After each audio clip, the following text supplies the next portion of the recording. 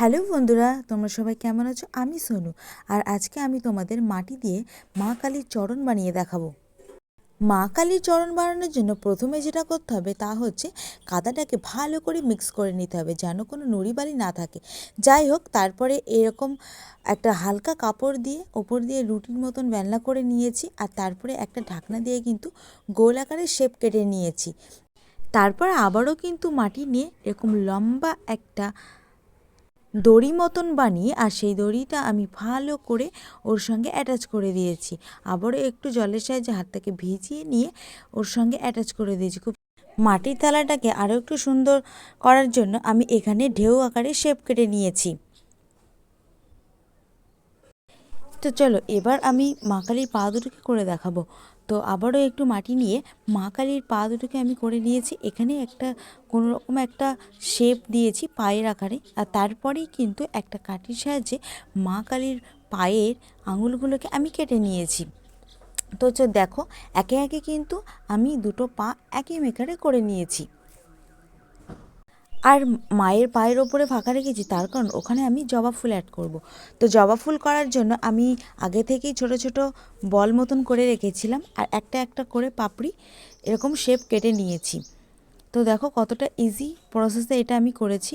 প্রত্যেকটা শেপই একই রকম করব, সেই জন্য আগে থেকেই বলগুলো করে রেখেছিলাম। তো পরপর মা কালীর পায়ে ওগুলোকে আমি অ্যাটাচ করে দিয়েছি খুব সুন্দরভাবে। ফুলের পাপড়িগুলো ভালো করে বসিয়ে নেওয়ার পরে কিন্তু মায়ের পায়ে কিন্তু নূপুর পরিয়ে দিয়েছিলাম। তো নূপুর পরানোর জন্য আমি আবারও মাটি নিয়ে এরকম একটা দড়ি মতন করে নিয়েছিলাম, আর তারপরে সেটাকে ভালো করে অ্যাটাচ করে দিয়েছিলাম। তো দেখতেই পাচ্ছ দুটো পা একেবারে রেডি। ভালো করে শুকিয়ে নেওয়ার পরে এবার কিন্তু রং করার পালা। তো চলো রং করে নেওয়া যাক। আগেই বলি, রং করার জন্য আমি কিন্তু এখানে ফেব্রিক কালার ইউজ করেছি। তো প্রথমে ভালো করে হোয়াইট কালারটা দিয়ে সম্পূর্ণটাকে রং করে নিয়েছি। প্রাইমার হিসেবে আমি এখানে হোয়াইট কালার ইউজ করেছি। তো যেহেতু যে কোনো রং হোয়াইট কালারের ওপর খুব সুন্দর ফোটে, ওই জন্য হোয়াইট কালার দিয়ে ভালো করে বেসটাকে রং করে নিয়েছি। আর তারপরে এটা ছিল সোনালি কালার।